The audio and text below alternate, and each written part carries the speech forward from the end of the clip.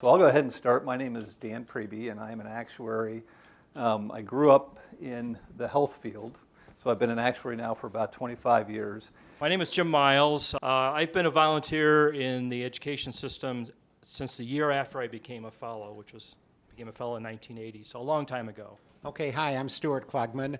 I'm currently a staff fellow working for the Society of Actuaries. Been doing that since 2009. What we want to do is determine the candidates that have met the standard of knowledge. So let's talk a little bit more about that exam committee. So it's comprised of all volunteers that have to go through the training. And then what they're doing is they're going to be assigned a particular learning objective and the syllabus items that are on that learning objective. And then their task is to actually write the questions, okay?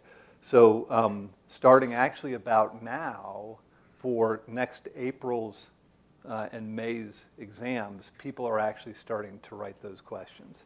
So those questions then are submitted by each of the question or item writers to what they call a vice chair or somebody who's going to review those questions. And what we're looking for is to make sure that that question follows the learning objective and that it also leads to what the answer should be. So they're looking at both what the guidance, the grader's guidance is, and the question to make sure that the two relate and that it directs the candidates to what's actually being asked. Okay, so then from there, we have now a collection of questions from everybody that's been vetted several times, and then it goes to something called a pre-review.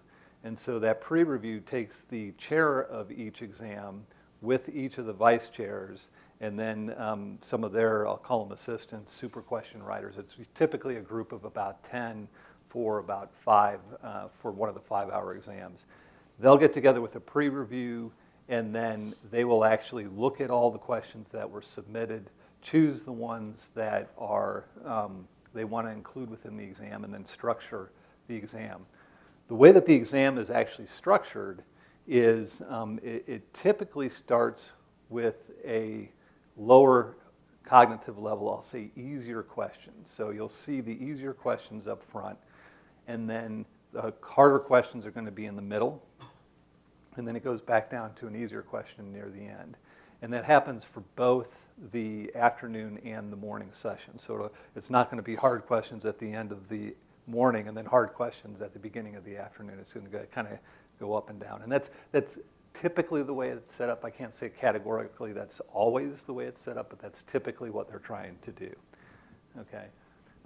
And then from there, after we actually get the final exam in the pre-review, it then goes into what we call central review to make sure that it is consistent with all of the other exams. So with the central review, we actually get all of the different exam committees together, and we have a general session where we just talk about general topics, but then we have somebody that's on the exam executive team go in and actually look at it for possibly the first time just to make sure that it holds together and is consistent with the other tracks.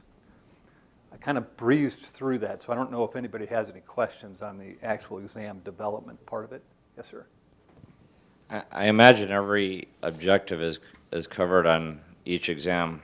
Probably not every topic is covered on every exam, but do you try to, like if a topic is on, are there certain topics that you try to, like if it's not on one exam, you could expect it on the next exam, or?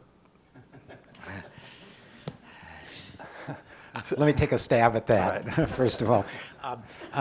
I would not say a good strategy is to look at the most recent exam and not study any of that material and assume the next one will be completely different. We do understand that there won't be coverage of every topic, every learning outcome on every exam. I don't think there's a set timetable by which a committee is expected to cover everything. I know the only one I know about is the ERM exam, which is governed by the Global CERA Association, is expected to cover everything over any 3-year period. But I don't know if that's an instruction we give elsewhere. No, there's no formal instruction like that. What does happen within the construction of the exam is they do try and get a fairly comprehensive exam that covers each of the learning objectives roughly in about what the page count is for each of the learning objectives. So if you have a learning objective that's, say, 50% of the total page count, you can expect a lot more, roughly about 50% of the points. Again, I can't say that that categorically happens all the time, and I do know that there are exams where the certain learning objectives may not be covered in one sitting, but is covered in another sitting. That does happen. But typically, they're trying to get it spread out closely or somewhat closely to the page count. So it's like the pirate code or whatever it was, Pirates of the Caribbean. It's not really a rule. It's more like a guideline. That's a good way to put it. It's a guideline. It's a guideline. Okay. Just to give a personal experience on something similar to this is, I remember when I was taking my last FSA exam, there was a case study to it, and so there were 2 new study notes that came in, and the case study had 2 sections that were added into it that were on those 2 study notes. So it telegraphed pretty well what was actually going to be asked, and it turned out that there were 2 questions. Again, I don't want to say that that happens all the time, but occasionally you'll find something like that. So. Okay, so let's talk about the points on an exam. So the exams have 20 examination points for every hour of exam. So that breaks down to 3 minutes per examination point. And those, when the exam committee puts together the points, so they're also trying to say, all right, this question is worth 5 points. And when they determine that question is worth 5 points, they are taking into consideration the amount of time that it takes to read that question, to try and process the information, to think about it, and then to actually write down the answer, okay? So, and I will preface that by saying it's for what we'll call a well-qualified candidate, okay? So somebody who may not know the study material that well or that particular piece of it, you may actually have to think about it a little bit more, but it is, the point here is that the time that is on a particular question is meant to take all 3 of those things into consideration, okay? And it also is a good indicator to the candidates on how much time they should actually be spending on a particular question. Okay. And sometimes it's a signal how much you should write. So if it's a 2-point question, writing 2 pages on it is probably more than was being expected. So that's an excellent point, because the not so much shown on this example, but let me give you a couple of examples where we've had questions. Let's take the list question that you were asking about, where if it's a list question, should I actually describe each component of that list? And the answer is no. And what we've seen is that for like a 1-point question that may have, say, a list that has 10 items on it, we've seen a dissertation on that. And that's really not a good use of the candidate's time. So you really want to take the number of points and the verb of what's being asked and take that into consideration in how you actually structure your answer. Okay, so and that kind of leads into this question as well. So I think that we've already actually seen this question. So there are a couple of things that kind of telegraph to you what, how much time and I don't want to say effort, but how much time you should actually spend on it and how much thought it may actually take. So 2 of them would be, again, this is only part E of an 8-point question. So E is 2 points, so it should take you about 6 minutes. And then it says, explain how Millennium's ERM department, and so on, okay? So any idea on what cognitive level that question is? Any thoughts on that?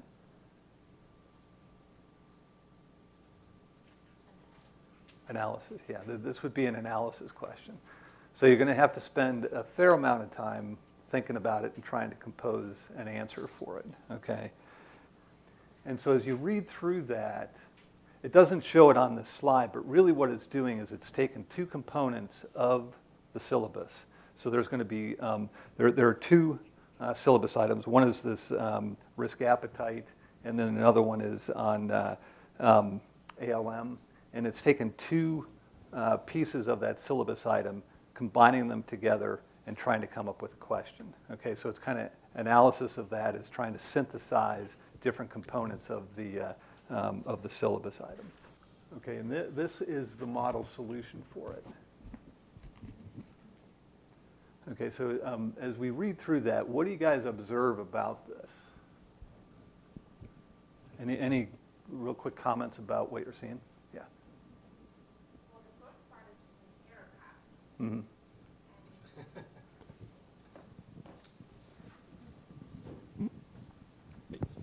The first part is written in paragraphs, and my understanding was that the preferred way to do it is bullet points.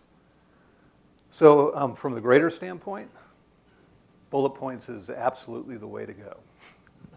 Okay, that is the easiest way to grade something. Paragraphs are actually much more difficult to read. You won't get points taken off, and the grader will actually read through each paragraph, but from a grading standpoint, the bullet points are actually the best route. And I would contend also from writing the questions or writing your answers. How long do you think it would take to write this down? If you knew right away what the answer was, how long do you think it would take to write that? Maybe 2 minutes, right? So to get the answer for the question won't really take that long, but it'll take some time to compose the answer, right? And so the point I'm trying to make is that really what's important is quality over quantity. And it is kind of amazing when you look at it from the grader's point of view of how many times we actually see a ton of stuff that's written down. And so let's take another example where we have... Before you go on, Go ahead. Can I address your question about the bullet points? I mean, they could have put a bullet in front of each of those two paragraphs and said, hey, that's bullet points. That's true. But I think the real key to bullet points is that they're not expecting complete sentences. And so you could look at that first one and just had said, bullet, do nothing, and then had a few words after it that borrow from that, but don't necessarily have subject and verb and all the commas in the right place, but still hit the key points. And that's probably more important than actually putting little dots on the paper to say I'm using bullets. So it's sort of the style of your response rather than what it looks like. Right, that's a good point.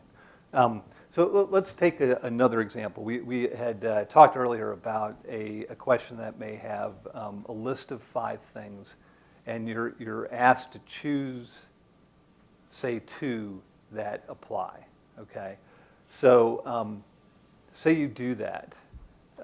What the grader is going to be looking for is, and let me back up a minute and say that the structure of the question was such that you only wanted to show the 2. Okay, so they said, you know that there are 5 different options to this, only pick 2. So if you only choose 2 and you justify that answer, that will get you full credit. If you write all 5 of them down and you describe what they are, but don't choose anything, it's questionable whether you may get some points on that, but you really haven't demonstrated that you know that material, okay? So the important point is to make sure that you're actually answering that question. And what's interesting to me from the grader's standpoint, again, is when it says justify your answer, how often we actually get a paper back that really doesn't justify that answer, doesn't actually say why they're choosing it, okay? And so, again, getting back to the point that just a dump of information won't actually work in that example. Why don't we move on to a second question here. So this one is also, it's a 14-point question. And if you look at it here, it's quite involved, actually. So any idea on what cognitive level these two are at.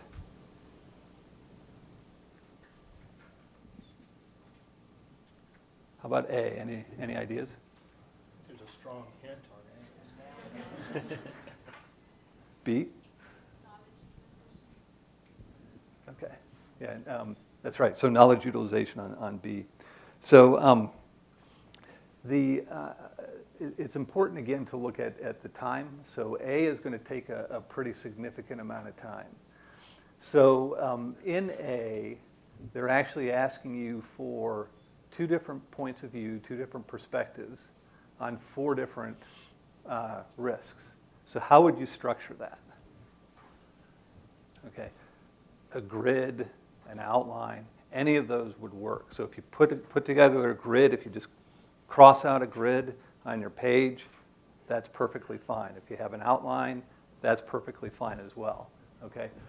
This one takes a little bit of extra thought, though, too. So you want to make sure that you give yourself some time to think about it, because the plan participant's perspective, okay, so think about that one for a minute. So in retirement, you folks, this may apply here. The plan participants would be your active members, your terminated members, possibly your retired members, okay? So it may get more than just what is within, actually written up there. You have to think about what do they actually mean by plan participants, okay? And that'll come out by thinking about this in the context of the syllabus items that you had to read. And this is a way, again, of raising the cognitive level because the list part was given to you. So they could have started with a small number of points for list the key risks, but first you run the risk that the candidates will go off in some other directions, and that becomes harder to grade and figure out if they know what we were really looking at. By giving them the 4 risks, you get that prompt again we talked about earlier, that, okay, this is what it's all about. Here's those 4 things. Things should start coming into your mind about those 4 risks. Mm-hmm. And now you, as a candidate, can concentrate on this particular case study company. Right.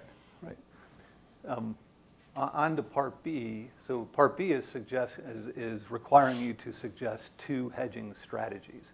And then it goes on to say, justify your answer. So what it's saying is there must be something within that particular hedging strategy that applies to that situation. And what you'll need to do is actually write down why you think that actually applies. Okay? It seems self-evident, but it is kind of surprising to look at how often that actually doesn't happen.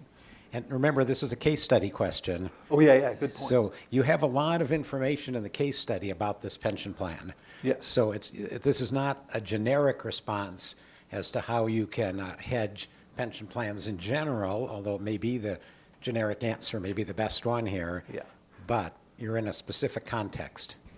So a couple quick comments on this. So case study questions, you'll always see that they'll be prefaced by some indication that says that there's a case study, okay? And the case study will be given to you, this gets on a little bit to the next slide, but it'll be given to you, a clean copy will be given to you with the exam, so you're not able to take your own case study into the exam, okay?